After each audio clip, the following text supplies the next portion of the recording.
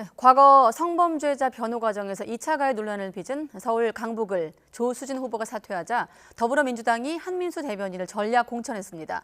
또 국민의힘에선 고 최상병 사망 사건 수사 외압 의혹의 당사자 이종섭 호주 대사의 거취를 놓고 논란이 가라앉지 않고 있는 분위기입니다. 총선 큐, 오늘은 최수영 시사평론가 또 김민아 시사평론가 두 분과 함께하겠습니다. 네, 안녕하십니까? 안녕하세요. 안녕하십니까? 정봉주 전 의원, 조수진 후보자 사퇴, 그래서 한민수 대변인 공천까지 왔는데 박용진 의원 배제가 더 큰 뉴스로 보이긴 하고, 일단 조수진 변호사가 사퇴한 배경은 좀 어떻게 해석할 수 있을까요? 조수진 변호사가 그동안 이제 뉴스에 많이 나왔는데요. 네. 성범죄를 저지른 그러한 가해자들을 변호했다. 그리고 뭐 변호사로서 그런데 이러한 가해자들을 변호하는 일은 있을 수 있는 일이죠. 네. 그런데 그러한 과정에서 이 피해자에게 2차 가해가 될 수 있는 그러한 어떤 변론을 통해서 실제로 2차 가해가 될 수 있는 어떤 그러한 일들을 한 것이다라는 것 하나, 그리고 이러한 성범죄를 저지른 사람들에 대해서 이제 좀 유리한 그러한 논리를 제공할 수 있는 그러한 변론을 할 수 있다라는 네. 점을 블로그 등을 통해서 홍보한 점, 이런 것들이 과연 이제 국민의 눈높이에 맞는 것이냐, 특히 이제 변호사로서 뭐 활동하거나 자신의 어떤 변호사로서의 능력을 홍보하거나 뭐 그런 맥락이라고 한다면, 그러면 뭐 변호사로서의 사회에서 뭐 용납될 수 있는 일인지는 모르겠으나 그것도 아니라고 합니다만, 일각에서는. 그러나 지금 공직자로서 정말 국민들에게 앞으로 내가 정치의 영역에서 국민의 삶을 나아지게 하기 위한 그러한 일들을 하겠습니다라고 나설 만한 사람인가에 대해서 근본적인 의문이 이제 제기가 됐던 것이죠. 네. 그런 상황에서 민주당 입장에서 보자면은 지금 분위기가 앞서 이제 뉴스에서도 많이 보셨듯이 이종섭 대사 문제나 이런 것들 때문에 상당히 민주당의 우호적인 어떤 그런 유권자 분위기가 돌아오고 있다, 이렇게 판단하고 있습니다. 흐름이 좋아졌다라고 보는 건데, 지금 이 문제 때문에 그 좋아진 흐름이 다시 이제 끊길 우려가 생겼다라고 본 것 같고, 심지어 네. 이제 좀 이 보수 진영에 있는 분들이나 특히 보수 언론이나 이런 데 이제 나온 표현을 보면은 과거에 박원순 전 서울시장 문제라든지 안희정 전 충남지사 문제라든지 그런 것들에 대한 민주당의 태도, 이런 것들에 대한 논란, 이런 걸 다시 상기시키는 네. 그러한 효과까지도 이어질 것이다라는 점을 우려했던 것 같아요. 그래서 여러모로 논란이 당내에서도 있습니다만 네. 이 부분은 털고 가야겠다, 이렇게 판단한 결과가 이러한 결론으로 이어진 것으로 보입니다. 한마디로 여론을 의식해서 판세 관리 차원이다라고 보시는 거고. 동의합니다. 정치는 우리가 흐름의 싸움이라고 하지 않습니까? 네. 사실 국민의힘이 지난 2월에 좋은 민주당의 이른바 비명 행사에 대한 공천 흐름을 이어가지 못하고 지금 이종섭 대사 이런 사건들로 인해서 좀 주춤하고 있는 형국인데, 마찬가지로 민주당도 이런 이슈를 관리하지 못하면 대단히 좀 선거가 이제 뭐 20여일도 안 남은 상황에서 굉장히 네. 어려운 지금 상황으로 치달을 수가 있겠죠. 그런 측면에서 이 정치 영역에서의 대중의 감정이라는 건 매우 중요한 기제거든요. 그렇기 때문에 바로 조응하는, 그러니까 즉각 반응하는 그런 모습을 보이고, 실제로 오늘을 놓치면은 이제 후보 등록이 마감되는 것 아니겠습니까? 바꿀래야 바꿀 수가 없는 상황이니까 네. 그 나머지의 리스크를 우리가 감내하느니 지금 빨리 우리가 손절하고 가는 게 그나마 좀 나은 거겠다. 뭐 지금 이 상황을 더 방치하다 보면은 뭐 비행기 착륙으로 치면은 그건 경착륙도 하면서 동체 착륙 같은 그런 이제 말하자면 위험성이 있기 때문에 그렇게 했던 것 같아요. 그러면서 이제 이 한민수 대변인을 제가 보기에 했던 것은 아마 이제 이분이 이제 대변인으로서 그동안 쭉 활동해 왔기 때문에 검증 과정이라든가 달리 문제를 일으킬 수 없는 소지가 없기 때문에 네. 그나마 안정성 차원에서 한민수 대변인을 전격 공천한 것으로 저는 해석이 됩니다. 네, 안정성 차원에서 공천한 것이지만 일단 당 내에서는 친명이라는 점에 좀 방점을 찍고 있는 것 같거든요. 그래서 이재명 대표도 이걸 의식해서 발언한 내용이 있는데, 이재명 대표 얘기도 한번 듣겠습니다. 박민수 후보가 친명이면 경선 기회도 끝까지 안 좋겠습니까? 이제 겨우 기사회생해가지고 지옥에서 돌아와서 공천받으니까 이번에는 친명입니까? 진짜 친명이고 친명을 제가 봐주려고 했으면 어디 단수 전략 공천하든지 경선 기회라도 좋겠지, 지금까지 그걸 빼놓고 있었겠습니까? 박용진 후보는 참 훌륭한 정치인이고 당내가 촉망되는 좋은 정치인이긴 하지만 두 번의 기회를 가졌지 않습니까? 당이 오랫동안 의식했던 정말 명예도 없이 보수도 없이 고생했던 당직자 한민수 후보로 결정한 것이 우리 최고위원회의 압도적 다수 의견이었기 때문에 그렇게 결정했다는 말씀드립니다. 네, 좀 직접적인 반응은 이재명 대표가 박용진 의원을 정말 싫어하나 보다, 이런 반응이 좀 나오는 것 같아서 어제 기자들한테 뭐 그런 질문도 한번 해봤는데, 일단 이 대표가 박용진 의원에 대해서 훌륭한 정치인이라고 했고 2번 기회를 주지 않았냐라고 언급을 하네요. 그러니까 형식 논리상으로는 이재명 대표 얘기에 일리가 없는 건 아니에요. 그러니까 네. 두 번의 기회를 줬다라고 하는 그 형식 논리를 말하는 겁니다.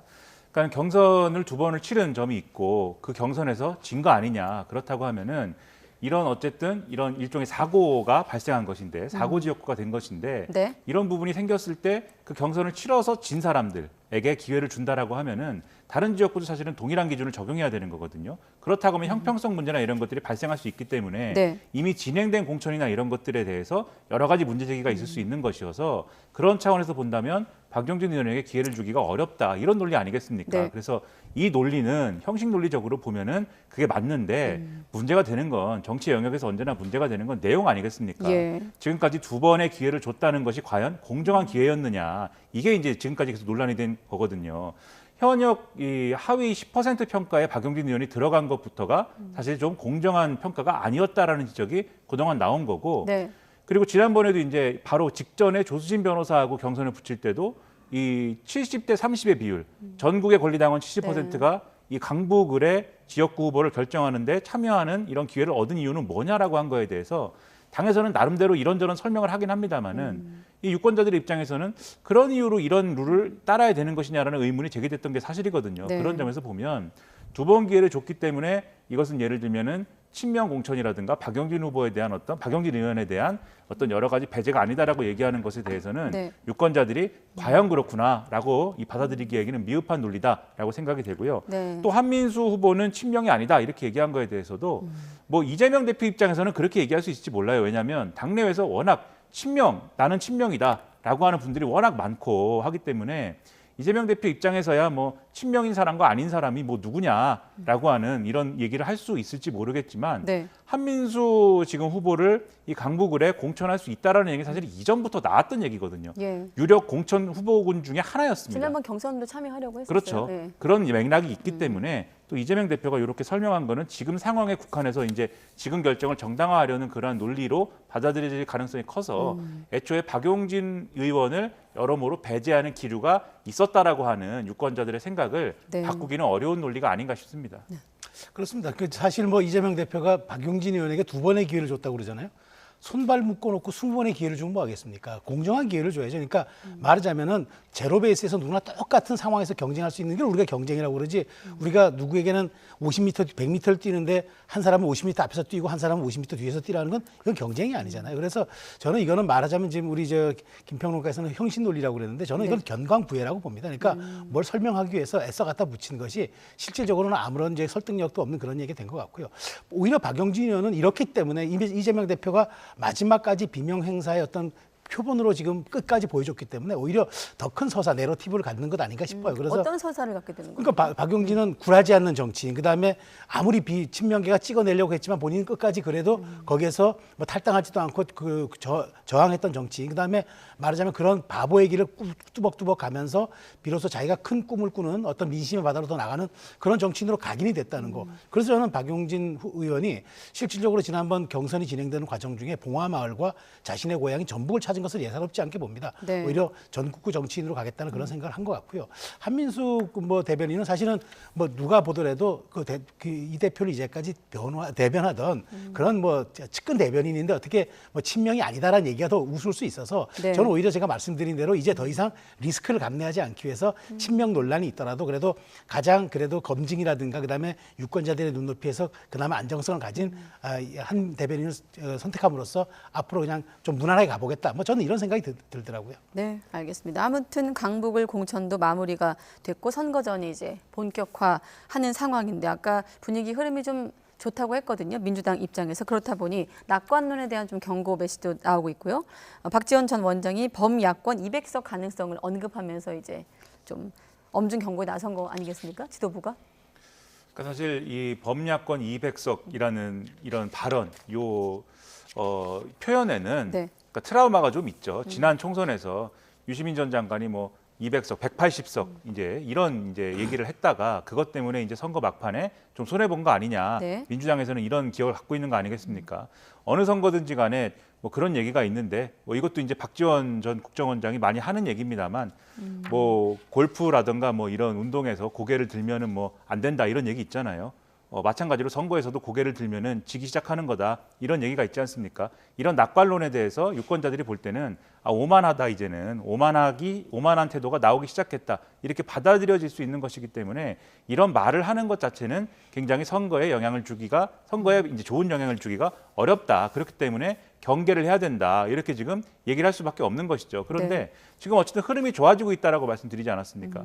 지난번에 공천 논란이 있고 그런 상황일 때만 해도 이거 민주당이 단독으로 뭐 예를 들면 일당을 하기는 상당히 어려워졌다. 이 여론조사 전문가라든가 평론가라든가 이런 분들이 그런 말씀 많이 했는데 네. 지금은 오히려 단독으로 과반 넘는 거 아니냐. 지금 민주당도 내부적으로는 목표치를 150석을 넘는 것이다라고 얘기를 할 정도로 그리고 네. 그러한 얘기가 그냥 강한 척하는 게 아니라 나름대로 근거가 있는 것이다라는 언론 보도가 지금 나올 정도로 그럴 정도로 이 판세가 좀 좋아졌다라고 보고 있는 거고 반대로 국민의힘에서는 원래는 이제 뭐 135석 플러스 알파도 할 수 있다. 그 얘기는 140석까지 간다는 거고 그 얘기는 민주당은 140석 아래로 내려올 수 있다는 얘기거든요. 네. 그런데 그게 아니라 최근에는 120석 아래로 내려갈 수 있다. 심지어 요새는 100석도 못할 수 있다. 저는 그렇지 않다고 봅니다만 네. 100석도 못할 수도 있다는 위기감이 있다. 이런 얘기까지 나오고 있는 것이기 때문에 좋아지는 흐름은 맞는 거예요. 다만 그렇기 때문에 오만해지면 안 된다라는 것을 계속해서 후보들에게 주시시킬 필요가 있는 것이다. 그래서 네. 나오는 얘기다. 이렇게 말씀드리겠습니다. 총선 19일 앞둔 시점. 자, 일단은 공천 논란이 좀 심각했습니다만 걷어내지고 지금 일단 19일 앞두고 민주당에게 좀 어떤 변수가 있을까요? 어떤 걸 잘 관리해야 되는 겁니까? 글쎄요. 그러니까 선거에서 물론 오만하면 지지만 오만해 보여도 집니다. 그런 측면을 지금 민주당이 관리하는 것 같아요. 오만해 보여도 진다. 그럼요. 그러니까 오만해도 지지만 오만해 보여도 집니다. 이거는 역대 총선이라든가 대선에서 여지없이 우리를 관통했던 일종의 선거의 법칙 같은 겁니다. 그러니까 네. 민주당 입장에서는 이제 그래 아직은 제거되지 않은 여러 가지 리스크가 있을 겁니다. 그러니까 지금은 잠깐 잦아들었지만 양문석 후보에 대한 그런 이제 논란들, 그다음에 또 어떻게 돌출할지 모르는 이제 후보들의 말실수가 또 있겠고, 민주당 입장에서는 제일 중요한 건 그럴 겁니다. 이제 분위기가 상승세를 타면은 아무래도 이제 또 탄핵이라든가, 그다음에 또 특검이라든가 이런 이야기들 계속해서 정부 심판론을 계속 이제 유고할 것 같은데, 네. 실제 지금 아직도 부동층들이 많이 있거든요. 부동층들이 많이 있기 때문에 이 부동층들이 그렇게 탄핵이라든가 그다음에 뭐 하야 그다음에 이런 얘기들까지 꺼내가지고 그 계속 공격한다 그러면은 과연 중도 유권자들이 반응할 수 있을까? 이게 그걸 관리해야 될 것 같아요. 그래서 이재명 대표가 지금 본인은 지금 조심하라고 경고 사인을 보내지만 내부적으로는 이런 들뜬 분위기들이 있는 건 사실인 것 같은데 이런 기류가 지속되다 보면은 누구에게나 이게 말실수라는 거, 그건 툭 튀어나올 수 있는 거거든요. 그다음에 현장 분위기에 도취되거나 혹은 너무 과도한 그런 열기에 동화되면은 또 그런 여러 가지 행동들도 부주의하게 나올 수가 있기 때문에 네. 아마 그걸 굉장히 조심해야 될 것 같고요. 이재명 대표 입장에서는 이제 부자 몸조심의 전략이 아니라 실질적으로 본인들이 이제 정권 심판론 얘기를 꺼내지만 실제로 그렇게 강성하게 꺼내지 않고 중도 유권자를 얼마나 끌어올 수 있느냐 이게 아마 관건이 될 것 같습니다. 자, 이제 국민의힘으로 넘어갈 텐데 여전히 이종섭 주 호주 대사 논란이 지속되고 있습니다. 귀국 이후 자, 민주당은 공수처에 윤 대통령과 대통령실 관계자를 고발하는 등 법적 대응으로 좀 집중 공세에 나서고 있는 분위기거든요. 아까 공수처 입장은 제가 전할 때 이종섭 대사에 대한 소환이 당분간 어렵고 수사에 전력하겠다는 게 이제 공수처 입장인데 귀국 이후 지금 상황, 총선 19일 앞둔 상황, 국민의힘에서는 이 리스크를 어떻게 좀 관리해야 될까요? 사실 가장 이제 뭐랄까요? 전공법이라고 할까요? 전공법? 가장 올바른 방법은 이 문제를 대통령이 풀어주는 것이 가장 올바른 대응법이죠. 이종섭 대사 문제에 대해서 이런 여러 가지 어쨌든 수사를 받는 상황인 것이고 또 네. 공수처가 수사를 더 잘하게 하도록 지금 공수처가 문재인 정권 공수처가 아니지 않습니까? 네. 윤석열 정권 공수처거든요. 그게 어쨌든 간에 그렇다고 하면 공수처가 또 윤석열 대통령은 검찰총장 출신이지 않습니까? 누구보다도 수사에 대해서 잘 아는 사람이지 않습니까? 그렇다고 하면 공수처가 정말 잘 수사할 수 있도록 이 호주 대사 부분은 임명 철회라든지 또는 이 이종섭 대사 스스로가 직을 내려놓는다든지 이런 방식을 통해서 이건 정말 공정하게 한번 수사를 받아보도록 하겠다. 이렇게 풀어주는 게 가장 국민의힘 입장에서도 그렇고 네. 국민 입장에서도 그렇고 공적인 어떤 이 프로세스의 문제에 있어서도 그렇고 가장 올바른 전공법이라고 생각이 됩니다. 이렇게 예. 풀어야 논란의 여지도 없고 모두에게 좋은 방식인데 지금 국민의힘의 태도를 보면 또 한동훈 비대위원장의 어떤 말들을 보면 대통령실의 어떤 여러 가지 대응을 보면 이런 방식은 전혀 고려하지 않고 있는 것 같아요. 그게 아니라 오히려 공수처를 공격하고 공수처를 흔드는 게 지금 주요한 전략인 것 같습니다. 예를 들면 공수처 입장에서는 지금 말씀하셨듯이 지금 수사를 할 수 있는 상황이 아닙니다. 이 수사라는 거는 항상 지난번에 송영길 대표가 지금 소나무당 대표인데 지난번에 송영길 대표가 이 돈봉투 사건 때문에 검찰에 조사받으러 혼자 갔을 때도 네. 논란이 됐듯이 자기가 간다고 해서 수사를 받을 수 있는 게 아니지 않습니까? 네. 이 압수물 분석부터 시작해서 당시에 국방부 장관이었던 이종섭 대사를 조사하기 위해서는 국방부의 당시에 아래에 있었던 법무관리관이라든가 이런 부분부터 조사를 한 다음에 그 다음에 순서대로 가서 이제 국방부 장관이었던 분을 조사를 해야 되는데 아직 압수물 분석도 다 끝내지 않았다는 것이잖아요. 그렇다고 하면은 이 순서를 기다리라고 하는 게 사실은 올바른 방식일 텐데 그게 아니라 공수처가 지금 수사를 하지 않으면 그게 마치 지금까지의 어떤 행보가 정치적인 어떤 언론 플레이를 한 것이다라는 어떤 프레임을 가지고 거봐라 공수처는 야당 편이다. 그러니까 야당 편인 공수처가 공작을 벌인 것이기 때문에 이 지금 이제 이종섭 대사는 억울한 것이다. 그러면서 프레임을 전환하려고 하는 듯한 그러면서 공수처에 부당한 수사 압력을 행사하려고 하는 듯한 그러한 모양새를 지금 갖추려고 하는 듯이 보이는 거거든요. 그런데 네. 그렇게 하면 당연히 중도층의 마음에 있어서도 이상하게 보일 수 있을 뿐더러 이 수사가 망가집니다. 이 수사가 망가지면 시상병 사건에 대해서 이 억울한 마음이나 이런 여러 가지 어쨌든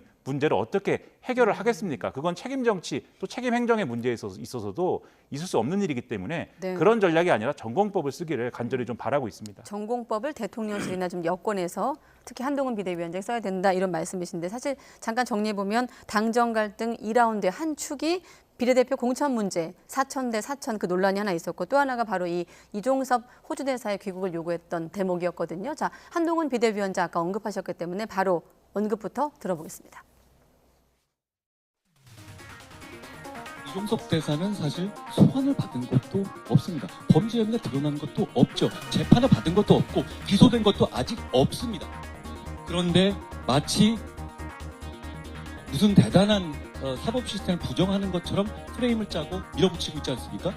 그런데 정작 이재명 대표는 보란 듯이 법원에 출석도 안 하고 있습니다. 그러면 이분들이 다수당이 되면 앞으로는 나가겠습니까? 앞으로 사법 시스템은 존중하겠습니까? 민주주의가 무너지는 겁니다. 이 민주주의가 어떻게 무너질 것인지를 지금 이재명 대표의 재판 불출석 사태가 보여주고 있는 겁니다. 네, 일단 귀국을 요청했던 한동훈 비대위원장 그러니까 이번 논란 관련해서 민주당이 사법 시스템을 부정하는 것처럼 프레임을 짰다라고 반격하는 것 같아요. 그렇습니다. 잘 들여다보면 이게 네. 고발된 시점이 지난해 9월입니다. 예. 공수처가 아무리 지금 처장, 차장이 공석이라고 하지만 수석부장들이 처장 다 대행하고 있거든요. 1년에 200억 예산 쓰는 거대 조직입니다. 그런데 거기서 지금 6개월 또 7개월이 지나는 동안 그 증거물 압수 이런 거 다 해놨어요. 그런데 그 왜 조사에 진척이 안 되는 겁니까? 그리고 이 사건은 비교적 실체적 진실이 간단합니다. 왜냐하면 이건 해병대 조사단은 그러니까 수사할 수가 없고 조사만 하는 기관입니다. 네. 최종 결론은 경찰이 내도록 돼 있어요. 그래서 1차 조사를 했을 때 과연 그 최종 결재 보고서를 이종섭 장관이 뒤집게 외압을 행사했느냐 이것만 들여다보면 되는 거예요. 그런데 이게 지금 7개월째 지나도록 딱 한 번 소환 조사 있었죠. 출국하기 전에. 그래가지고 이제 출국 금지만 9월부터 그러니까 11월부터 계속 연장시킵니다. 출국 금지만 시켜놓고 왜 조사는 안 합니까? 그래서 한동훈 의원이 저런 얘기를 하는 거고요. 그다음에 또 하나 지적드리고 싶은 거는 어찌됐건 지금 민주당이 자꾸 도주 대사니 무슨 도둑 입국이니 이렇게 얘기하는데 아니 무슨 치외복권 지역에 있는 것도 아니고 지금 들어왔잖아요. 근데 뭐 대사가 들어오는 게 어떻게 도둑 입국이겠습니까? 그리고 이재명 대표는 자꾸 뭐 압송해 와야 하는데 지금 조사받고 있는 조사도 아직 안 끝난 사람한테 죄인을 압송해 온다는 이런 표현을 쓴다는 거. 그러니까 그래서 한동훈 위원장이 프레이밍을 짜고 있다. 야당이 정권 심판론을 가기 위해서 마치 이 사건이 지금 진행 중에 있는 사건인데 마치 이것이 뭐 엄청난 결론이라도 있는 것처럼 이렇게 자꾸 공격을 하는 거니까 여기에 대해서 심판해 달라고 하는데 어쨌든 한동훈 위원장의 저 말은 대단히 설득력이 있음에도 불구하고 19일 동안 남은 상황에서 과연 얼마큼 그러면 저 말에 중도층이 반응하고 동의해 주겠느냐. 그래서 저는 이 부분에 대해서 여당이 어찌됐건 지금 이종섭 대사가 조사받아라 공수처 빨리 조사해라. 이거는 현재에서 할 수 있는 논리긴 한데 네. 과연 이걸로 19일을 잘 소구할 수 있을지 그다음 대중에게 국민에게 설득할 수 있을지 요거는 지금 과제로 남아있다. 그렇게 말씀드리겠습니다. 네. 그리고 아까 제가 앞서 얘기했던 당정 갈등 2라운드의 한 축인 비례대표 관련해서 자 주기한 전 광주시당 위원장이 당선권 밖에 배치되면서 이제 반발을 했고 후보를 사퇴했습니다. 그러다 보니 윤 대통령이 민생특보 자리를 신설해서 임명을 했습니다. 20년직으로 일단 알려져 있는데 이 새로운 자리를 만들었거든요. 물론 무보수 명예직이라고 듣긴 했습니다만 근데 어떤 의미의 행보일까요? 뭐 무보수 명예직인데 나름대로의 이제 배려가 있는 자리고요. 네. 예를 들면 뭐 차량이라든지 사무실이라든지 뭐 이런 게 있는 걸로 알고 있고, 그 다음에 특보라는 게 사실은 뭐 정식 직제에는 없는 직책입니다만 과거에도 이제 청와대 시절에도 대통령이 이제 임의로 뭐 임의로라고 해야 될까요? 이렇게 만드는 이제 사례들이 있었습니다. 네. 그래서 근데 그때마다 이제 예를 들면 측근에게 자리를 만들어 주는 거냐, 소위 말하는 위인설관이라든가 이런 논란들이 또 뒤따랐던 건데 네. 그러한 이제 논리들이 있었던 것인데 사실 그런 논리만인 것이냐? 왜냐하면 지금 말씀하셨듯이 주기환 전 위원장의 경우에는 지금 이 소위 말하는 윤석열 한동훈 갈등의 어떤 중심축인 것처럼 좀 논란이 있는 그런 인물인 거지 않습니까? 왜냐하면 이 국민의 미래에서 비례대표 24번을 받아서 당선권 밖에 배치됐다는 이유로 마치 사퇴한 것처럼 알려져 있는 인물이고 네. 일부 이 보수 언론의 보도에 의하면 이 칼럼이나 이런 데 표현된 바에 의하면 마치 여기에 윤석열 대통령과의 교감이 있었던 것처럼 하는 그러한 일각의 무슨 지적도 있는 것이다라는 표현도 있어서 네. 그러한 의혹이 있는 상황인데 그런데 대통령이 여기에 대해서 민생특보를 임명을 해줬다라고 하는 얘기가 같이 지금 돼버린 거예요. 그러면 이것에 대해서 뭐 평론가라든지 또 여의도에 있는 기자들은 어떠한 시각을 받고 보게 되냐면 이철규 의원이 국민의 미래 비례대표 명단에 대해서 문제 제기를 할 때 한동훈 지도부는 그것은 이철규 의원이 본인이 예를 들면은 좀 추천하고 싶었던 사람들이 반영이 안 됐기 때문에 저렇게 반발하는 것이지 네. 용산과의 교감이 있었던 것은 아닐 것이다라고 얘기를 했지만 결과적으로 이것은 윤석열 대통령이 한동훈 비대위가 주도한 그러한 비례대표 이 공천 명단에 대해서 불만을 표시한 것을 지금 확실하게 기록으로 남기는 거구나. 이렇게 이해할 수 있는 맥락이 지금 형성이 되는 거거든요. 네. 지금 뭐 일부 언론의 표현에 의하면 뭔가 이 주기환 전 위원장은 어쨌든 광주시당 위원장 출신이고 호남에 있는 분이기 때문에 예. 호남 지역의 어떤 배려를 표현하는 그러한 방식이다 이게 이렇게도 해석을 합니다만은 호남을 배려하는 어떤 그러한 인사가 되려면은 호남 지역의 상징성이 있는 인물, 특히 보수 정당 입장에서는 정치적 입장을 달리해온 지역이지 않습니까? 네. 그렇다고 하면 정치적으로 대척점에 있는 인물을 이러한 자리에 임명했다면 그러한 해석도 될 텐데 네. 그렇지가 않지 않습니까? 대통령의 20년 지기 술도 같이 많이 먹은 그러한 친구다라고 주기환 전 위원장이 언론 인터뷰에서 얘기를 했는데 네. 그렇다고 하면 이것은 지금 말씀드린 것처럼 한동훈 위원장에 대한 불만 표시가 아니냐라는 얘기가 안 예. 나올 수가 없는 거다라고 그러니까 말씀드리겠습니다. 노골적인 좀 불쾌감이다. 한동훈 비대위원장에 대한 불쾌감 표시한 것이라고 해석하는데 마침 오늘 서해 수호날 기념식 자리에서 두 사람이 만났다고 지금 취재진이 전해 주고 있거든요. 이제 그 자리에서 당정 간 갈등이 있다고 하지만 두 사람이 이제 같이 있는 모습을 보여주면서 어느 정도 좀 해소가 된 것 아닌가 하는 시각도 있습니다만 표면적인 걸까요? 저는 이 사안을 너무 그렇게 과도하게 정치적으로 해석할 필요는 없다고 봐요.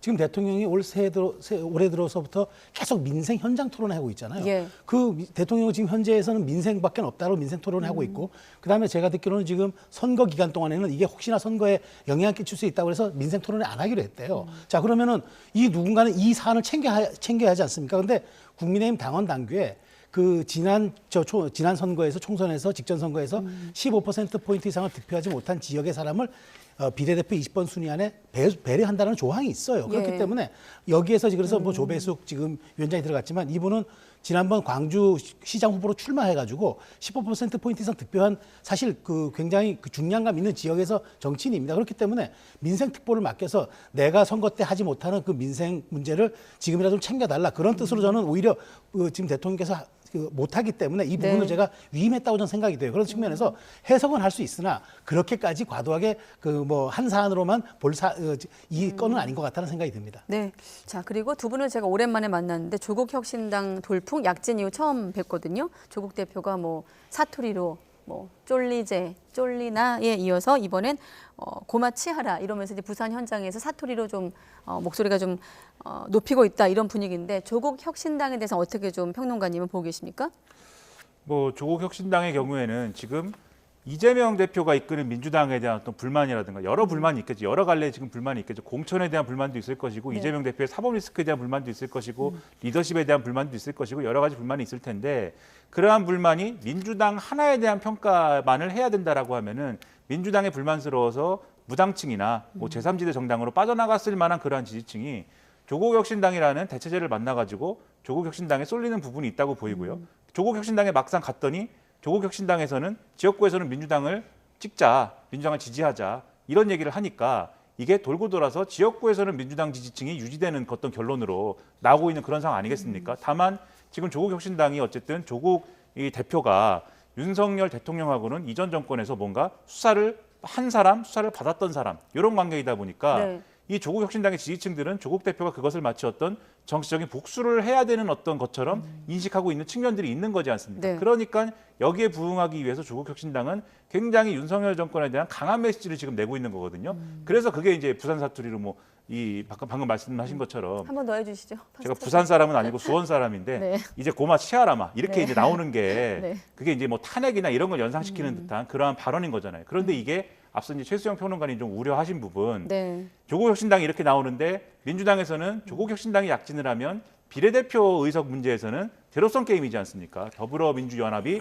더 많이 가져가야 되는데 그 경쟁을 하기 위해서 그 지지층을 붙들기 위해서 가치 표현을 또 강하게 해야 되는 경쟁 관계가 형성이 되는 부분이 있거든요. 네. 가치 표현이 강해지는 어떤 그런 국면이 형성이 되고 있는데 요거는 근데 중도층에 볼 때는 별로 바람직하지 않은 관계일 것이다라고 보여서 단순히 조국 혁신당만 어떤 좀 의식하는 전략에서는 좀 민주당 입장에서는 빠져나올 필요가 있고 조국 혁신당도 이 방향으로만 계속 질주하는 것은 한계가 있을 것이다. 이렇게 말씀드리겠습니다. 알겠습니다. 그렇다 보니 홍준표 대구시장은 이런 얘기했습니다. 조국 혁신당의 등장으로 한동훈, 이준석이 빛이 발했다까지 포함해서 마지막 질문을 드리면요. 저는 근데 이 조국 혁신당에 세 가지 얼굴이 있다고 봐요. 첫 번째가 저는 그 말하자면 문재인의 계승자로서의 얼굴이 하나 있고 또 하나는 이재명의 대안으로서의 얼굴이 하나 있고 세 번째가 반윤석열 정권의 선봉장으로서의 얼굴이. 그 세 가지 조합이 약간 상이하고 이질적인 게 묶여 있어요. 그런데 지지율이 높게 나와요. 근데 예. 여기 이게 무슨 얘기냐면은 그러면 총선 이후에도 조국 혁신당의 존재에 대해서 민주당이 저는 오히려 굉장히 딜레마에 빠질 수도 있다는 거죠. 이게 현재는 제로선 관계인데 마침 이제 두 자릿수 의석을 가지고 원내에 진입한다 그러면 이재명 대표로서는 계륵 같은 존재일 겁니다. 어떻게든 안아야 되고 아니면 또 내치자니 이건 또 야권의 단일 전선에 대한 또 우려가 될 테고 네. 여러 가지가 있어서 지금 현재 홍준표 시장이 보기에는 한동훈과 이준석이 가장 피해를 본 것 같지만 실질적으로 이 총선이 끝난 후에 조국 혁신당이 진짜 원내에 등장했을 경우에는 저는 민주당이 가장 뜨거운 딜레마가 될 것 같아요. 그 점을 저는 아마 우리가 좀 눈여겨봐야 하지 않을까 싶습니다. 기회가 되면 조금 더 듣고 싶은데 조국 혁신당의 세 가지 얼굴 흥미로운 시각까지 들어봤습니다. 네, 최수영 평론가, 김민아 평론가 두 분과 함께했습니다. 고맙습니다.